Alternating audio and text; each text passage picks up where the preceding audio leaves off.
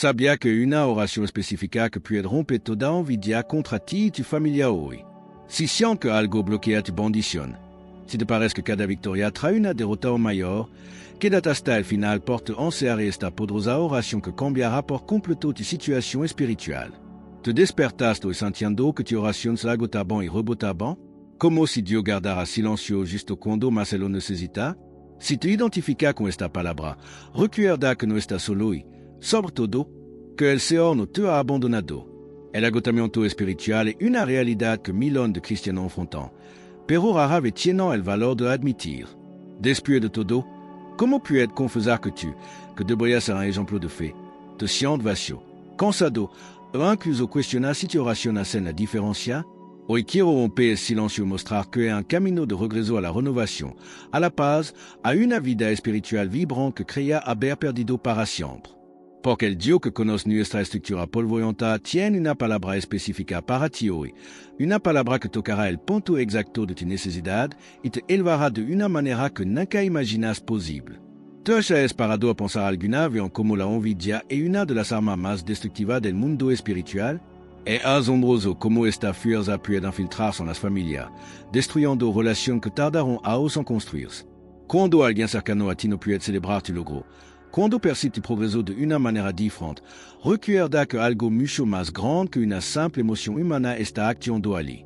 El Señor nos enseñó a estar vigilante, porque el enemigo ronda como león rugiente, buscando a quien devorar. Y una de sus estrategias favoritas es usar a las personas envidiosas como canal para su maldición y ataques espirituales. La oración se convierte en nuestra arma más poderosa contra esta fuerza que intentan derribarnos mediante la envidia ajena. Dios conoce cada corazón y cada intención, y cuando clamamos por protección, Él nos rodea con un escudo que ninguna maldición puede penetrar. No es casualidad que, a menudo, después de un logro significativo, empecemos a enfrentar problemas financieros inexplicables, conflictos familiares repentinos o incluso enfermedades extra. Por lo tanto, debemos orar no solo por bendición, sino también por la liberación de estas influencias negativas que intentan robarnos la paz.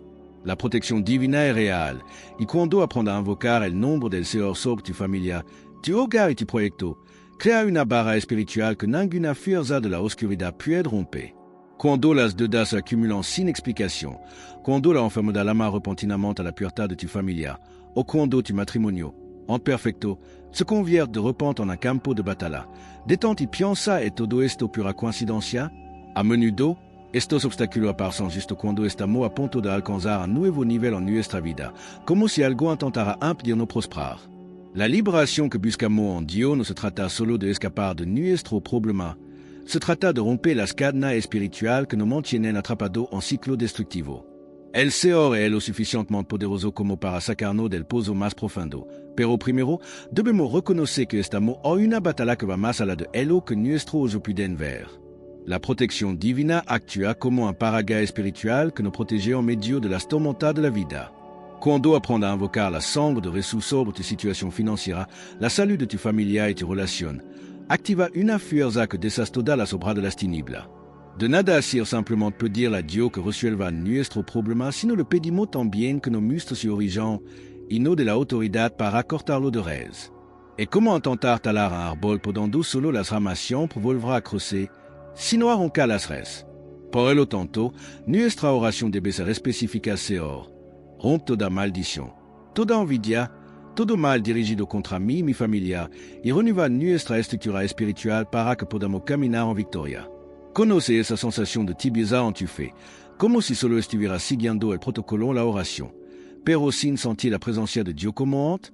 Esto sucede cuando nuestro tanque espiritual está bajo y necesitamos urgentemente renovar nuestra conexión con el Señor. Es como un celular que se queda sin batería a lo largo del día si no lo enchufa, simplemente deja de funcionar. Muchas personas viven espiritualmente agotadas porque siempre están dando energía, orando por los demás, cargando con problemas familiares, pero se olvidan de renovarse en la presencia de Dios. La unción no es un recurso infinito, necesita renovarse constantemente mediante la oración, la lectura de la palabra y una verdadera intimidad con el Señor. Cuando comprendes que necesitas fortalecerte espiritualmente antes de intentar ayudar a los demás, tu vida cambia por completo. Es imposible darlo que no tenemos. Y si nuestra estructura espiritual es débil, ¿cómo podremos resistir los ataques del enemigo o interceder con autoridad por nuestra familia? La renovación comienza cuando dejamos de intentar ser superhéroes espirituales y admitimos nuestra debilidad en Dios, pidiendo que nos enfenda su poder. No es vergüenza en admitir que está cansado, que tu fe necesita ser reavivada, que siente que está orando al vacío. De hecho, esta honestidad es el primer paso hacia la verdadera renovación, porque cuando reconocemos nuestra limitación, que Dios puede manifestar su fuerza a través de nosotros de manera extraordinaria.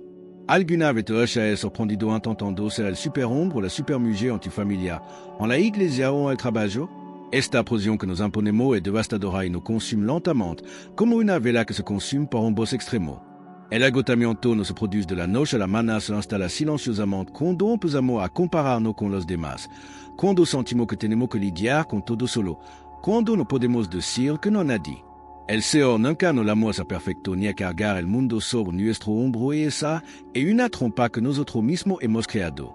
Y al final, quedamos exhaustos, frustrados, sintiendo que nuestra oración ya no tiene poder, como si Dios estuviera lejos de nosotros. La verdad es que Dios conoce nuestra estructura, sabe que estamos hechos de polvo y tenemos limitación real.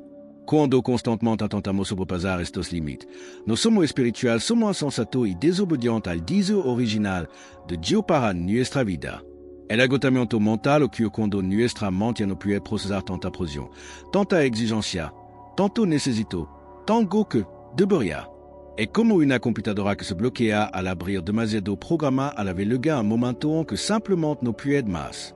Por el tanto, aprender a descansar, a delegar, a confiar en que Dios tiene el control incluso cuando no estamos haciendo nada, es una de las lecciones más importantes que podemos aprender en nuestro caminar cristiano. El Salmo 10.314 nos trae una de las verdades más liberadoras de toda la Biblia porque Él conoce nuestra condición, se acuerda de que somos polvo.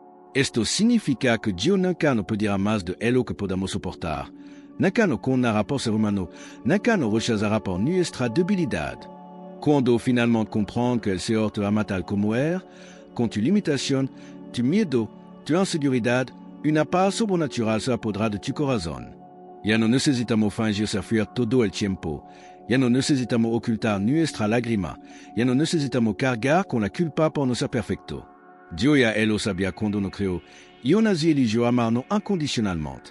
Aceptar nuestra limitación no significa rendirnos ni conformarnos con la mediocridad y reconocer que somos seres humanos en proceso de transformación, no robots programados para funcionar a la perfección.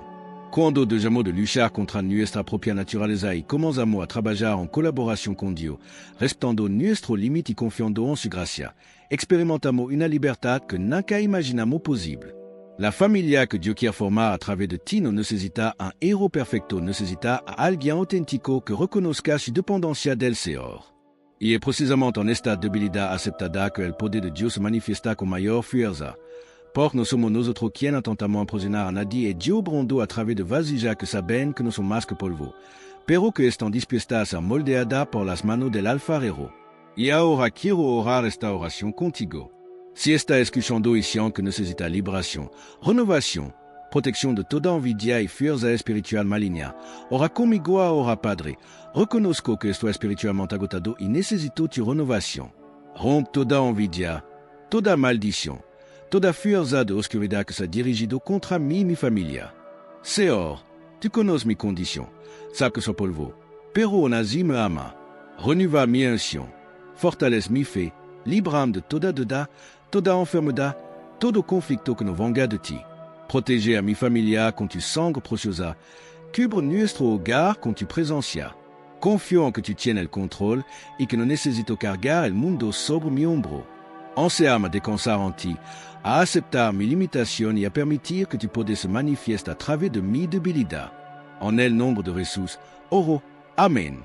Si sientes que Dios tocó tu corazón a través de esta palabra, si experimentaste alguna liberación o renovación durante esta oración, quiero animarte a no detenerte aquí. Dios tiene mucho más que decirte, mucha más sanidad que trae, mucha más renovación que obra en tu vida. Así que suscríbete al canal ahora mismo y activa la campana de notificación para recibir todo nuestro mensaje de aliento y fortalecimiento espiritual. Comparte este video con alguien que conozca que también necesite escuchar, que no tiene que ser perfecto para ser amado por Dios. Y deja tu amén en los comentarios para que sepa que recibiste esta palabra con fe. Recuerda, no estás solo en este camino. Dios está contigo en cada paso y tiene plan de paz y no de maldad para darte esperanza y un futuro. Que la paz del Señor esté contigo y tu familia. Y hasta el próximo mensaje. Dios ha preparado para fortalecer tu alma.